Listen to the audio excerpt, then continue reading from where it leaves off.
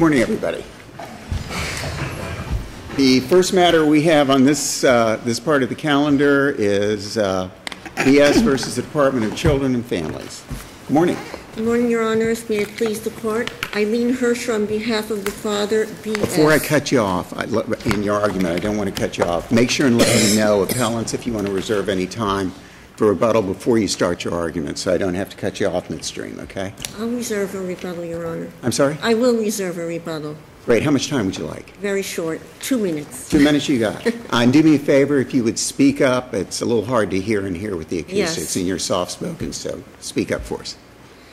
Both the Department of Children and Families and the guardian ad litem state in their answer briefs specific reasons for the father's behavior posing a risk of harm to the children which support single-parent termination of parental rights.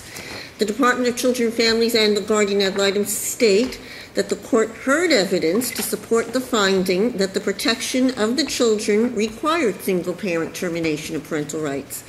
But, the Department of Children and Families and the guardian ad litem specifically state the reasons, but the court did not state the reasons to only sever the father's parental rights. Paragraph 26 of the final judgment fails to specifically state factors regarding the protection of the children which demand a single-parent TPR. It is the court's responsibility to make those specific findings in the final judgment. The statute 39.811 6D is very precise. It states that parental rights of one parent may be severed without severing the parental rights of the other parent only under the following circumstances. Clearly, and then it gives the circumstances. Clearly, that statutory language is very specific and clear. However, the court apparently does not think that it is important or necessary to follow that language. If the court credited the testimony that the father struck mom while she was pregnant, is that competent evidence? Well, I believe that, first of all, I don't think that was evidence that was brought before the court. The only evidence that was actually brought before the court was the case manager that the father did not complete his tasks. Well, there were two case plans, weren't there, and he did not complete either of them? I believe so, yes. And he didn't even try to complete either of them. Is that correct? And that is true. He did not complete his case plan tasks. I agree with that. And the father testified that he only saw his children one time after their removal. The guardian ad litem testified that the father was aggressive to the case manager. Mm-hmm. And the correction officer testified that he had not yet been convicted of charges against him. He was waiting for trial. Well, he's been incarcerated most of the time that these Correct. kids have been alive, correct? Correct. And even when he was out and he was given the opportunity to communicate with the kids, the court found that he didn't even take opportunity of that, did he? Correct. Okay. My argument is, however, that those findings, if those are the court's findings, mm-hmm. I believe, according to that statute, must be specifically written in the final judgment. I don't think it's enough just to say that the children need to be protected pursuant to 39.811.6, whatever. So are you saying that the facts that the court made the findings of fact in their final judgment determination, even though the court laid out a bunch of facts, that are you saying that the facts aren't sufficient to carry the weight under the statute, or are you just saying the court had an obligation under the statute to lay out, I find because of this to comply with the statute A, B, C, D, E? I think both reasons. Okay. I don't think there was sufficient evidence. I mean, testimony by the guardian ad litem that the father was verbally aggressive to the case manager, I don't think that's sufficient evidence for a single-parent termination to protect a child. Well, it may not be enough on itself, but apparently what the court was looking at was everything in combination. And perhaps if that's the case, then the court should have written that down. I think the lack of those findings is the other issue that I'm talking about here. There was insufficient evidence and insufficient findings, both of those issues. Should we agree with you, do we have the ability to, I'm asking you this, do we have the ability to remand this back for the court to make the findings the way you say they should and lay them out? I believe that, yes, I believe that the Third DCA has that ability. And I mean, I don't know, from what I've seen in the past, I don't know if the Third DCA thinks this is an important issue. We think every issue is important. Okay. Well, I think that because this statute is so specific that it should just not be overlooked. And it's a different issue. This is a single parent termination. Now, I've just learned from the Department of Children and Families that the mother has surrendered. So things have changed. But at the time of this case, it was a single parent termination. And I think for the future single parent terminations, it's important to make those findings and make sure the evidence are both sufficient. Gotcha. Thank you very much. Thank you. Good morning. Good morning. May it please the court, Karla Perkins for the department, Hillary Kambour for the Guardian Program. The problem here that I think the father has is wanting a repetition of facts for that particular issue. But if you look at the statute itself, which is 3D13-1122, it's a dispositional statute, and it's not a separate hearing that the court actually holds after the trial. So you have the trial, you have the trial evidence.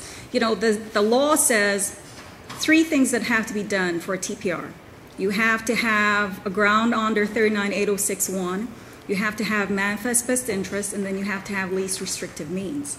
If you look at the final judgment here, actually, the court did go through and in paragraph 26 did mention the fact of 39-811-6D for the protection of the child. If you actually look over onto the manifest best interest, which is page 460 of the record, number 27, 39-811-6D is also in the manifest best interest section.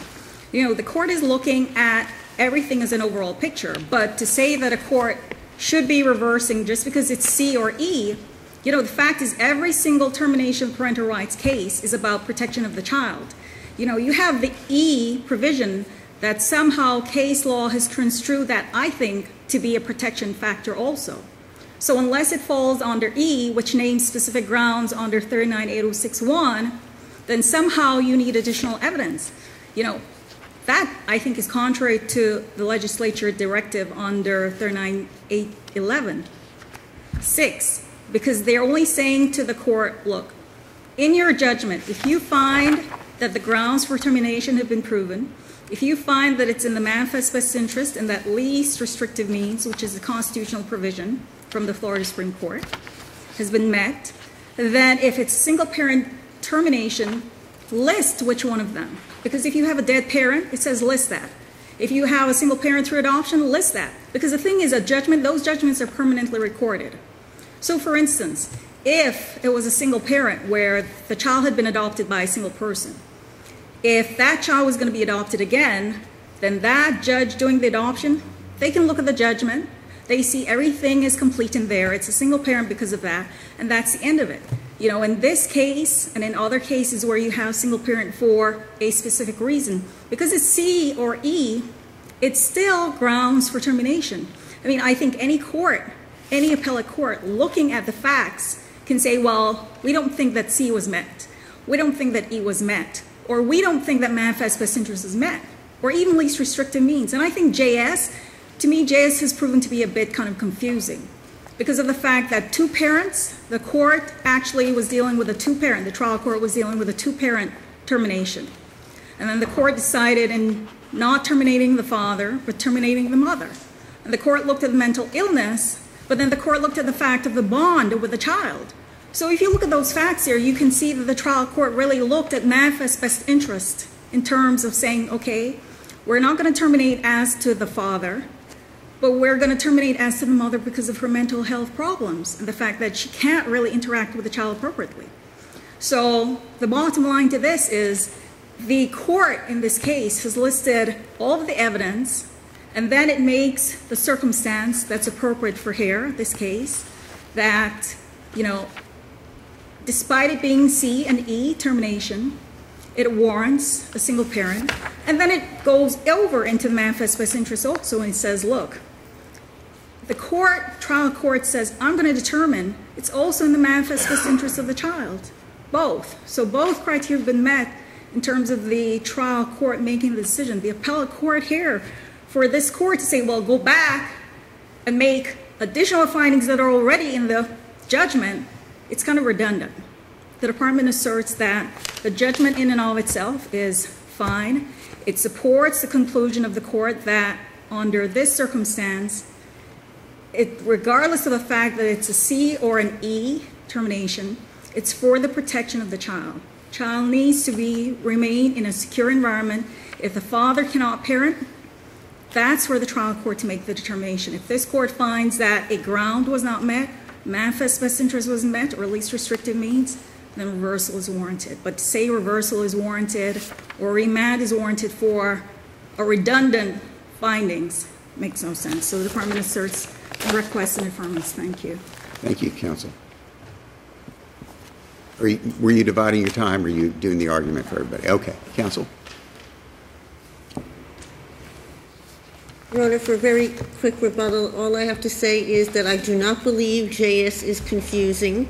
I do believe that as far as the manifest best interest paragraph in the final judgment, once again, the specific findings are not stated as to what the court believes, the protection of the children, what it's for, based upon what.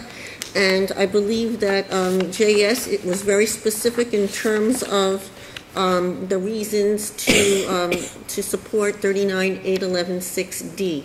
And I don't believe that there was any particular findings or evidence that comport with that. Thank you very much. Thank you. Thank you, everybody.